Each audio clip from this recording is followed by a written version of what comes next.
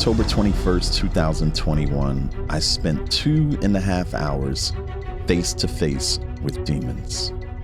And during that encounter, a spirit of murder was forced to confess something that changed everything I understood about spiritual warfare. It said, I wanted him dead because of the work that him and his wife are about to do. They're going to tear down our kingdom. But here's what most Christians don't know. Demons don't just randomly attack believers. They have a strategy. They have a hierarchy. And they have specific reasons why they target you. And right now, I'm going to reveal the 7 reasons demons gave me for why they attack Christians.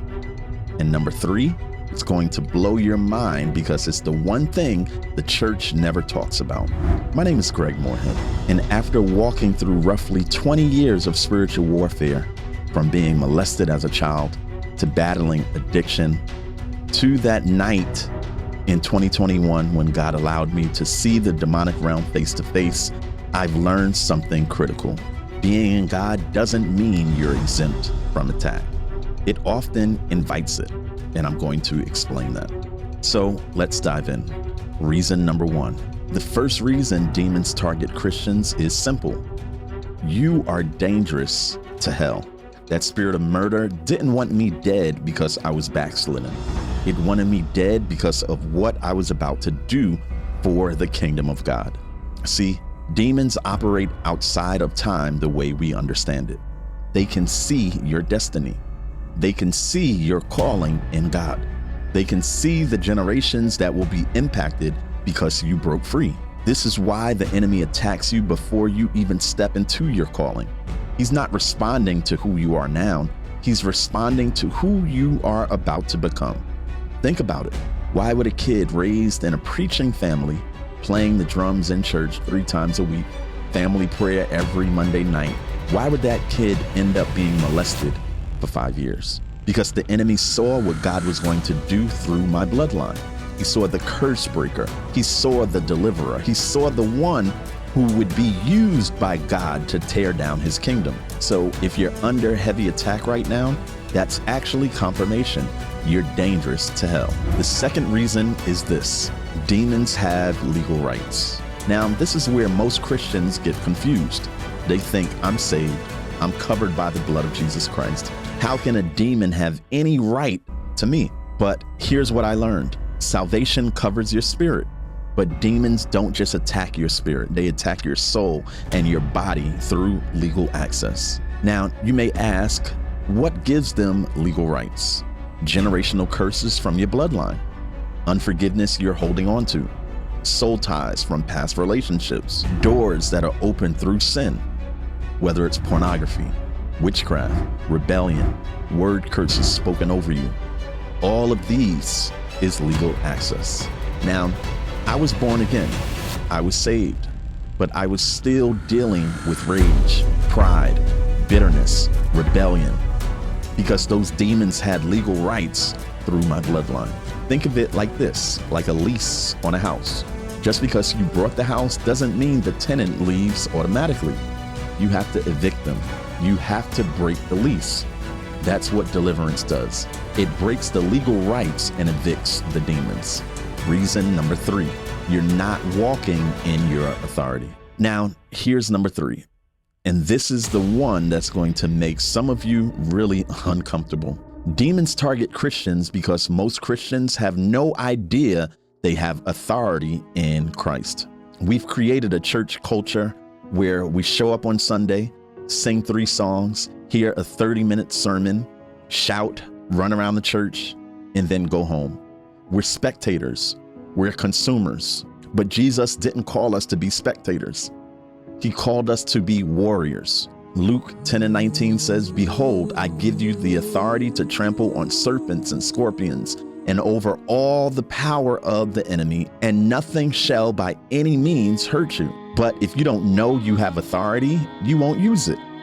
And if you don't use it, demons will run wild in your life. Now, here's what demons know that most Christians don't. Your authority isn't based on how you feel. It's not based on how long you've been saved. It's not based on how long you've been in church. It's not based on whether you're having a good day or a bad day. Your authority is based on the finished work of Jesus Christ on the cross. But the enemy has convinced the church that they are powerless, that we just have to endure and wait for heaven. By the sweet by and by, it will all be okay. That's not what Jesus said. The kingdom of heaven suffers violence, and the violent take it by force. Matthew 11:12.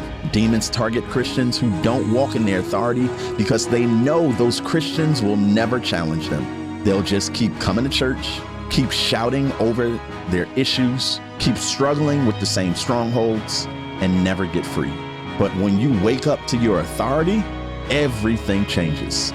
Reason number 4, they want to stop your bloodline. The fourth reason demons target Christians is because they're not just after you, they're after your bloodline. Remember what I said earlier? Demons operate outside of time.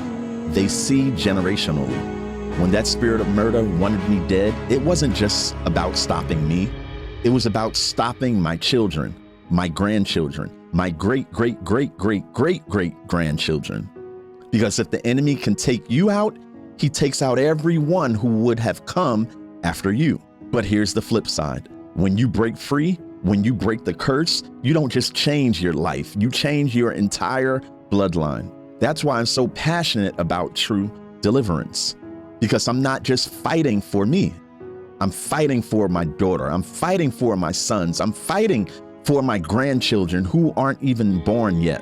And you need to understand the choices you make today, whether you get delivered, whether you break that curse, whether you walk in holiness, those choices will echo for generations. And demons know this.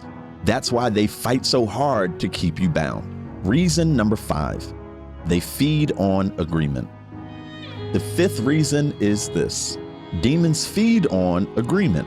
Every time you agree with the enemy's lies, you empower him. Now, what do I mean by agreement? I'll never change. This is just who I am. Addiction runs in my family. Being an alcoholic runs in my family. Being promiscuous, all the females did that. I'm not good enough. God could never use me. Every time you speak those words, every time you believe those thoughts, you're giving demons legal ground. The Bible says in Proverbs 18:21, death and life are in the power of the tongue. Your words create reality in the spiritual realm. And the enemy knows this. When you say, I'm just an angry person, you're not just describing yourself, you're prophesying over yourself. You're giving that spirit of anger permission to stay.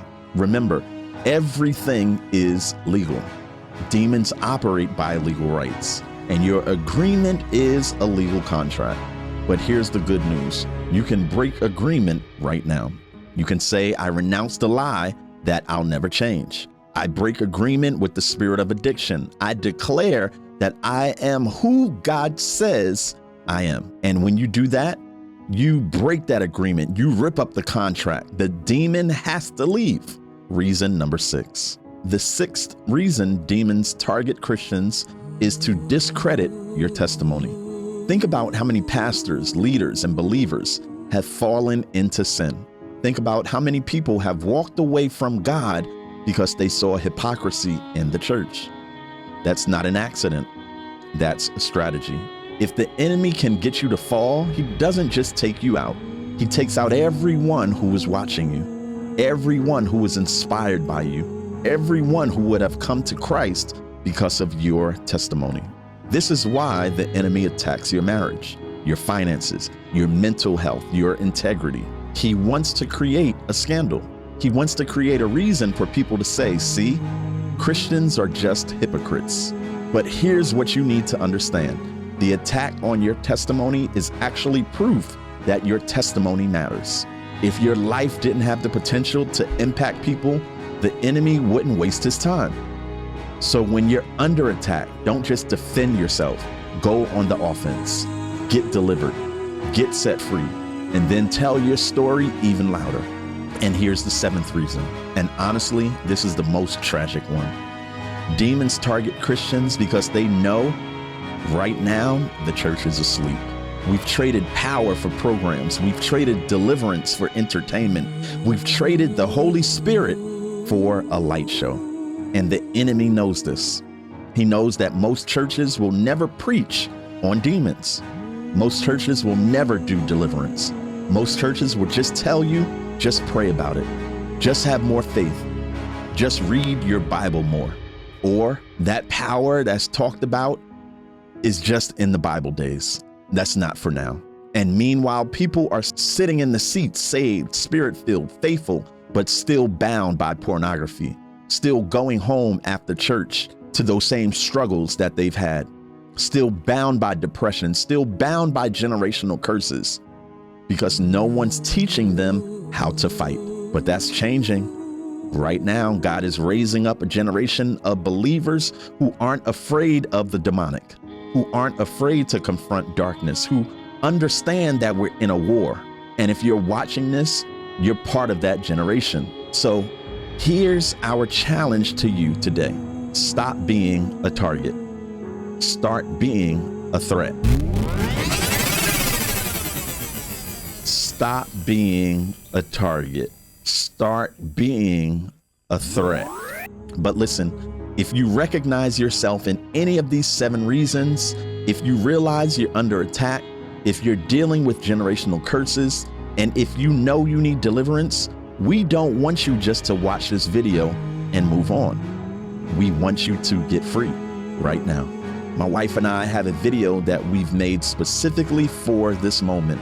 It's called The Prayer That Breaks Curses and Casts Out Demons. In that video, we're going to walk you through step by step how to give your life to Jesus Christ if you've never done that, how to reaffirm your faith in Christ if you're already saved, how to break generational curses, how to cast out demons, how to walk in freedom.